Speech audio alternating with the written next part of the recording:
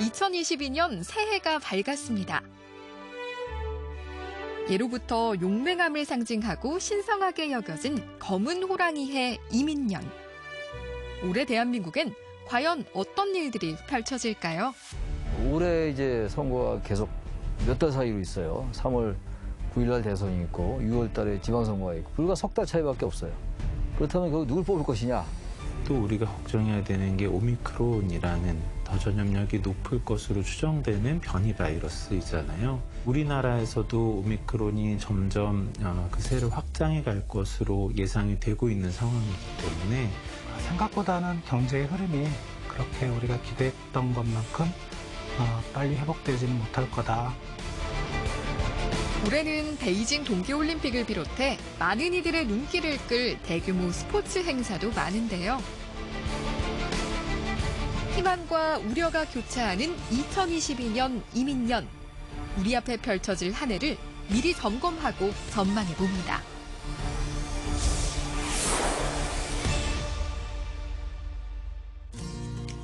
새해엔 힘찬 호랑이 기운을 받고 싶다는 시민들. 좀 희망차게 내년에는 호랑이처럼 하면서 힘차게 좀 뛰었으면 좋겠어요. 진짜 이민년에는 진짜 코로나가 완전히 사라져서 사람들이 살아가는데 진짜 즐겁게 사는 세상이 왔으면 좋겠습니다. 이민년은 간지 중 39번째로 60년마다 돌아오는데요. 과거 이민년에는 어떤 일이 있었는지 살펴보면 120년 전인 1902년은 너일 전쟁 직전 시기로 한반도를 차지하려는 일본과 러시아의 위협이 극에 달했고 1962년 이민년은 5.16 군사정변이 일어난 이듬해로 국가 권력이 바뀌고 제1차 경제개발 5개년 계획이 시작된 그야말로 다사다난했던 한 해였습니다. 이번 이민년에도 정치 경제 할 것 없이 많은 중대사가 예정된 가운데 나라의 새 지도자를 뽑는 일에 국민적 관심이 쏠리고 있는데요. 전 대선이 가장 기대가 되는데요, 개인적으로. 당연히 대통령 선거가 가장 중요하다고 이렇게 생각합니다. 3월 대통령 선거와 6월 전국 동시 지방선거가 이어지는 선거의 해 2022년. 공교롭게도 숲속의 왕, 산왕이라 불리는 호랑이해에 대선이 치러지게 됩니다. 여야 할 것 없이 대통령 후보자 자리를 두고 지난 수개월간 치열한 당내 경선이 치러졌는데요. 그 결과 거대 양당 후보의 이강 구도를 바탕으로 제3지대 후보들이 도전하는 대진표가 마침내 완성됐습니다. 선거일이 다가올수록 이번 대통령 선거 특징도 뚜렷해지고 있는데요. 올해 대선을 역대 대선과 비교를 해보면 여러 가지 면에서 차이가 있어요. 여야 유력 대권 후보가 중앙정치 경험이 한 번도 없는 사람이 대통령 후보가 된 것도 굉장히 이례적인 거예요. 이재명 후보는 지자체장을, 윤석열 후보는 검찰총장을 지냈지만 모두 국회의원 경험이 없는 영선의 대선 후보입니다. 기존 정치인과는 다를 거라는 기대감이 반영됐다는 분석인데요. 하지만 두 후보를 둘러싼 부정적 요소도 있습니다.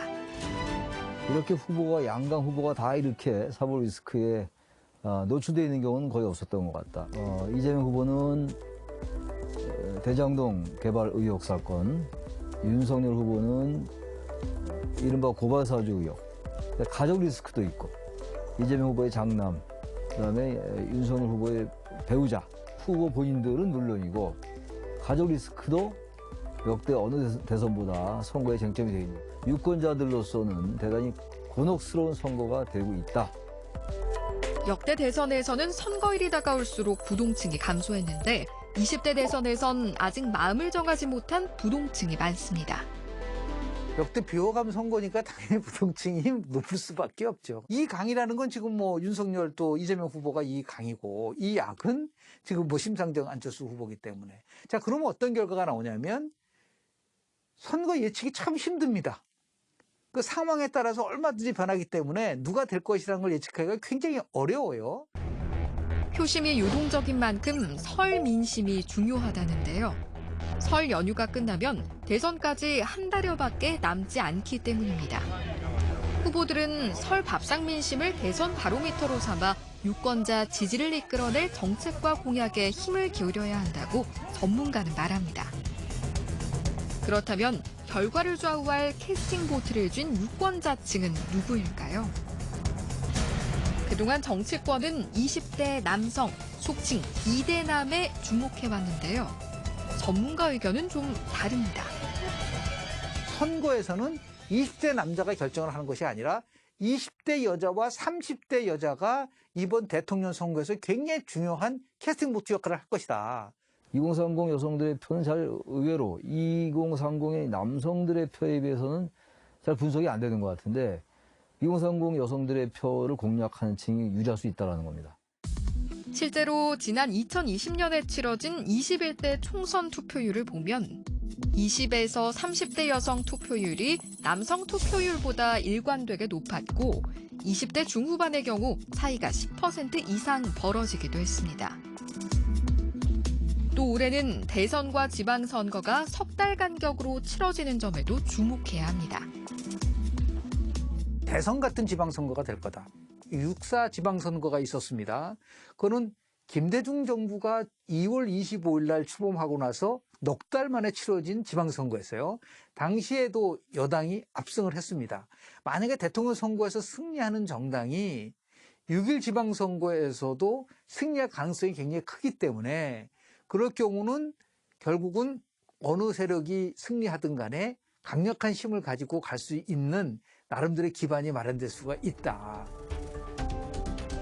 전망대로라면 다음 정부는 대선과 지방선거를 거치며 강력한 지지 기반을 다지게 될 텐데요. 이후 시급한 과제는 과연 무엇일까요? 저는 일단 통합의 문제인 것 같아요. 워낙 우리 사회가 갈라져 있어요. 이 선거라는 게 상대방 정당을 경쟁자로 의식하지 않고 적으로 의식하고 있거든요. 그렇다면 이게 집권하고 난 다음에 상대를 완전히 포용할 수 있을 것이냐. 국민들의 갈라진 민심을 하나로 통합해 나갈 수 있을 것인가. 저는 이게 가장 중요할 것 같아요. 역대 정부 집권 1년 차를 살펴보면 시대적 상황과 국민 눈높이에 따라 중점 과제의 차이가 있었는데요. 일단은 뭐 정부별로 다르지만은 자기가 대표적인 어젠다가 있었어요. 지금도 선거를 치르는 영역도 있지만 내가 대통령이 됐을 때 나라를 어떻게 이끌어 갈 것이냐라고 하는 것을 준비하는 팀들을 여야 모두 다 갖고 있어야 된다. 후보들이 가장 귀 기울여야 할 유권자 목소리도 들어봤습니다. 자신이 잘못한 것이 있다면 부끄러워하지 말고 자신 있게 좀 미안하다 사과를 할 수 있는 그런 사람이 좀 나왔으면 좋겠어요. 너무 휘둘리지 않고 국민들하고 소통도 많이 하고 나라에 좀 이득이 되는 정치를 좀 했으면 좋겠습니다. 호열자는 호랑이에게 물린 듯 고통스럽다는 뜻으로 과거 치명적인 콜레라를 가리키던 말인데요. 코로나 사태 속에서 호랑이 해를 맞으니 호열자라는 예표현이 예사롭지 않게 다가옵니다. 2020년 1월 국내에서 처음 코로나19 확진자가 발생한 후 어느덧 3년 차를 맞게 된 코로나 사태. 올해는 과연 종식될 수 있을까요? 코로나도 좀 없어지고 또 저희 나이들은 그런 어르신들도 밖에 좀 활동할 수 있고 또 뭐 복지회관이라든지 뭐 노인회관 이런 데도 잘 가서 여느 때처럼 그렇게 활동하고 움직일 수 있었으면 좋겠습니다. I would like the end of the COVID pandemic, of course, to see my family come back in France and share more wonderful moments. 세계보건기구 WHO는 연말연시 방역을 강조하며 올해 코로나 사태 종식을 다짐했는데요. 2022 must be the year we end the pandemic. 그런데 우리나라도 결국 오미크론에 뚫리고 말았습니다. 나이지리아 방문 후 귀국한 부부와 지인 한 명이 오미크론 변이 감염자로 최종 확인됐습니다. 아직까지도 정보가 많지는 않아요.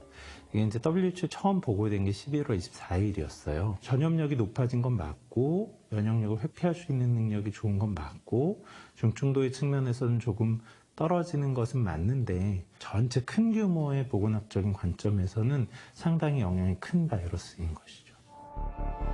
백신을 맞고도 확진되는 돌파 감염이 속출하며 사태는 다시 안개 속입니다. 최근 빌 게이츠가 오미크론 확산세를 3개월 미만으로 보고 올해 코로나 사태 종식 가능성을 전망해 화제를 모으기도 했죠. 하지만 현실은 각국에서 오미크론 변이가 우세종이 되고 있고 우리나라도 위중증 환자가 가파르게 증가하는 등 상황이 심각해지자 정부는 방역 지침을 강화하기로 결정했는데요. 내년은 오미크론과의 싸움이 방역의 승패를 좌우할 것으로 예상됩니다. 이에 정부는 영업시간 제한, 사적 모임 축소 등 현재의 사회적 거리 두기를 2주간 더 연장하고자 합니다. 특히 보건당국은 코로나19 백신 3차 접종을 거듭 독려하고 있습니다. 폐에 있어서 가장 중요한 점은 3회 접종을 통해서 중환자 전환율이라든지 치명률을 어느 정도 줄일 수 있을 것이다라는 기대가 있는 것이고요. 미접종자의 추가 접종 또는 미접종자의 기초 접종을 위해서 더욱더 노력할 필요가 있다고 생각을 합니다. 델타에 이어 오미크론까지 끊임없는 변이 바이러스 등장이 코로나 사태 종식을 늦추고 있는데요. 나타나는 건 당연해요. 오미크론이 우리가 우려 변이로는 5번째인데 얘가 나오기 전에 그 변이가 몇 개 없었나 그게 아니고 굉장히 여러 가지 변이는 계속 보고가 되고 있어요. 바이러스의 변이는 지속될 수밖에 없고요. 앞으로 등장하는 바이러스는 기존 바이러스보다 전파에 있어서는 더 우월한 특성을 가질 가능성이 높다고 생각을 합니다. 때문에 이스라엘은 이미 4차 접종을 준비하는 등 코로나19 백신도 독감처럼 매년 맞게 될 거란 전망도 있습니다. 가능성이 있기는 하죠. 돌아오는 여름일지 겨울일지는 모르겠지만 그 전에 많이들 이야기했던 게 매년 겨울마다 독감 백신처럼 코로나 백신을 맞는 거였어요. 면역 반응이 어떤 백신이든지 지속하는 기간이 길지는 않아요. 접종의 횟수를 거듭화해서 면역 반응을 더 올려주는 거고요. 2022년에 기대할 수 있는 게 있다면 이제 치료제가 지금보다 더 등장할 것이다 라는 거죠. 지난해 말 미국 식품의약국은 코로나19 먹는 치료제를 잇따라 승인했는데요. 우리나라도 먹는 치료제 승인을 전격적으로 결정해 이르면 이번 달 도입할 예정입니다. 박스로비드는 국내에 처음으로 도입되는 먹는 치료제로서 현재 의료 현장에서 사용 중인 주사형 치료제와 함께 환자의 상황에 따라 선택할 수 있는 치료의 종류를 다양화할 수 있게 됩니다. 이를 통해 생활치료센터의 입소 또는 재택치료 환자가 중증으로 악화되지 않도록 하는데 도움이 될 것으로 기대합니다. 복용 대상자가 제한적이고 아직은 조심스럽지만 코로나 사태를 진정시키는 데 도움이 될 거라는 기대가 있습니다. 경구용 치료제가 도입이 될 경우에는 그래도 약물적인 중재의 수단이 하나가 더 생기기 때문에 코로나19로 인한 피해를 많이 감소시킬 수 있을 것으로 기대를 하고 있습니다. 2022년에는 백신 접종과 경구용 치료제의 투약을 통해서 예전보다는 그래도 많이 좋아진 상황을 기대할 수 있으리라고 봅니다. 계속 해왔던 이야기인데 종식은 없어요. 그러니까 이제 종식이라고 부를 수 있는 지점을 찍는 건 어려워질 거고요. 코로나19를 처음 경험했었던 2020년에는 사회적 거리두기 말고는 없었죠. 그러다가 2020년 12월, 2021년으로 넘어가면서 전 세계적으로 백신이 사용되기 시작했어요. 한 해 한 해 지나면서 이 바이러스를 어떻게 대응해야 되는지를 좀 알아가고 있고 대응할 수 있는 무기도 한 가지씩은 가져가고 있어요. 저는 그런 것에 희망이 좀 있다고 생각해요. 코로나 사태에 대한 전망이 엇갈리는 가운데 정부가 다시 방역을 강화하면 경제적 타격은 피할 수 없을 텐데요. 지난 연말 자영업자 단체는 강화된 방역 조치에 항의하는 집회를 열었습니다.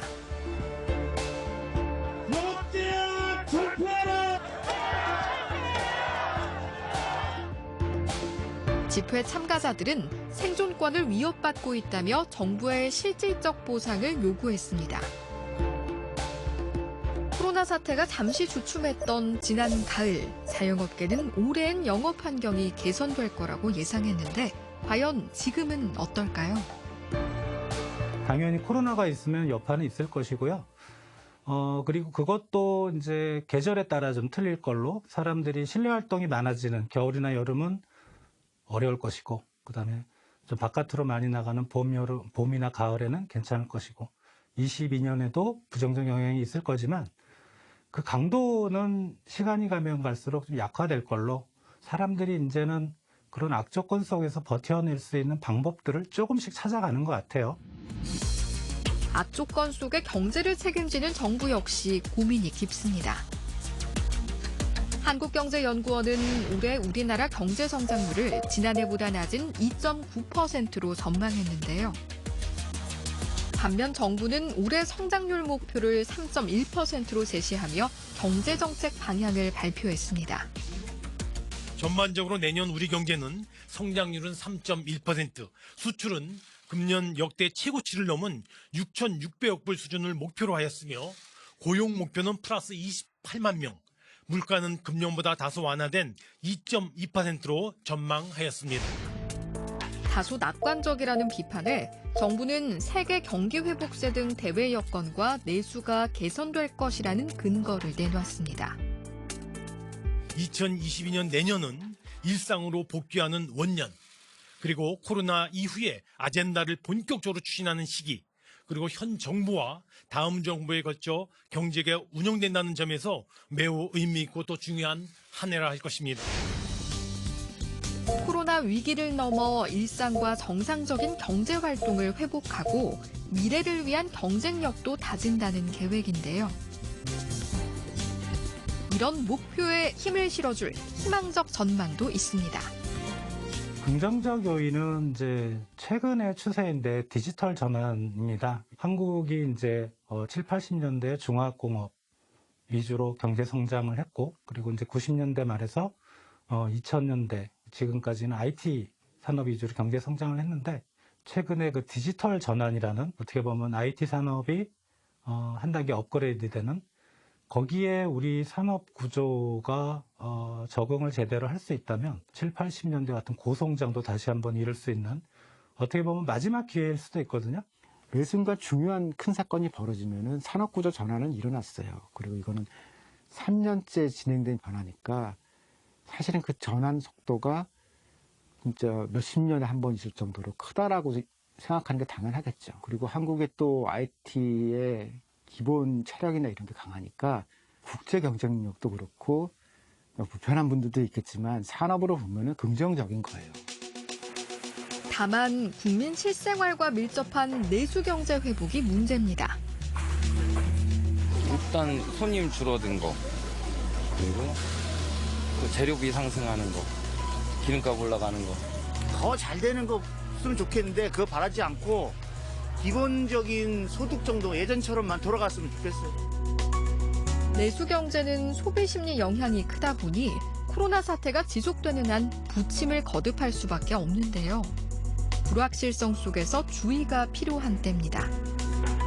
지금까지 어떤 흐름이나 최근의 대내 여건을 고려해보면 2022년도 쉽지는 않을 거다. 소상공인들이나 개인들 입장에서 사업을 하시는 분들이나 뭐 기업을 하시는 분들이 모험적인 행동은 사실은 좀 삼가를 하셔야 될 것 같아요.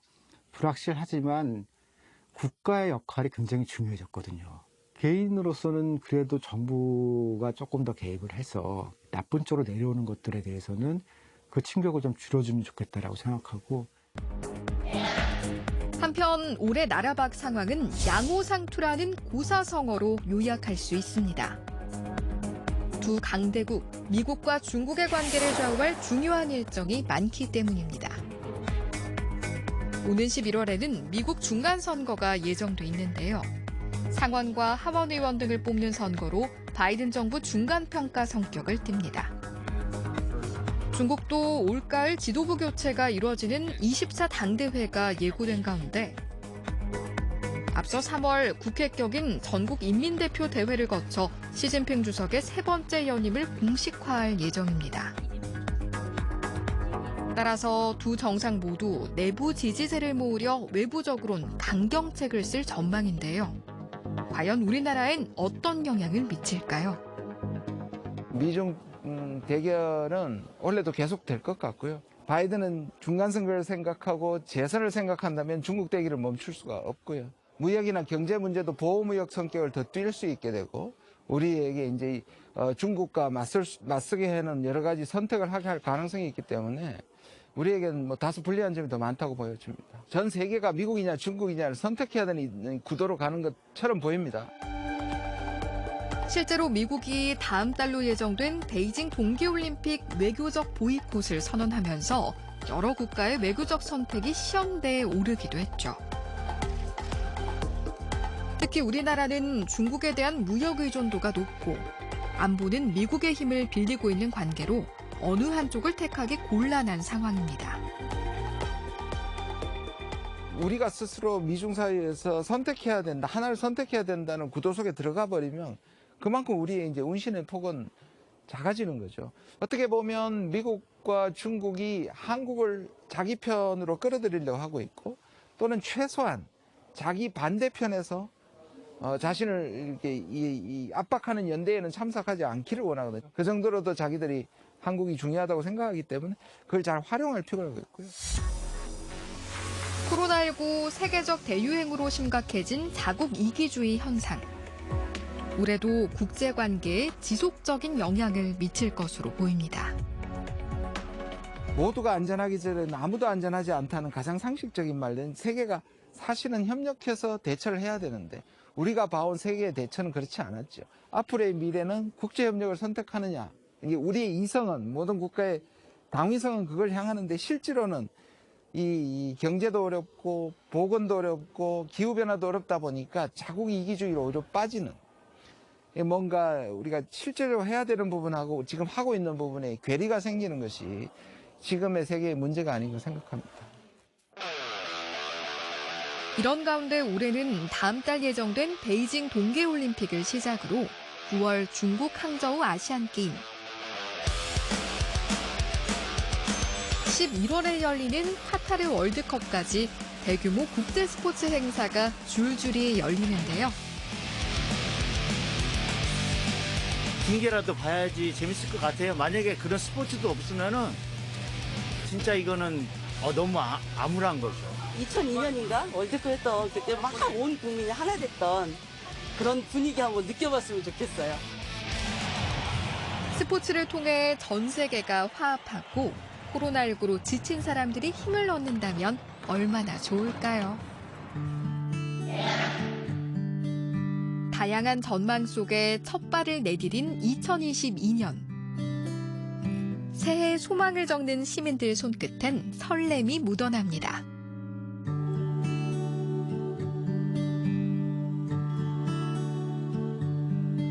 저는 뭐 건강하고 건강하면 이제 좋습니다. 경제가 좀 활성화돼서 살기가 좀 편안하다, 행복하다 뭐 이런 거요. 진짜 기대하는 거는 확진자가 0, 0이 나왔습니다. 이렇게 했을 때가 제일 기쁠 것 같습니다. 저희 딸이 고3이 되니까 뭐 이제 좀 뭐 공부 열심히 해서 좋은 데 갔으면 좋겠고. 저도 사회 초년생이기 때문에 구인 구직 시장이 좀 더 활발해졌다라는 그런 소식이 좀 나왔으면 좋겠습니다. 웃음 짓게 하는 재밌는 소원도 눈에 띕니다.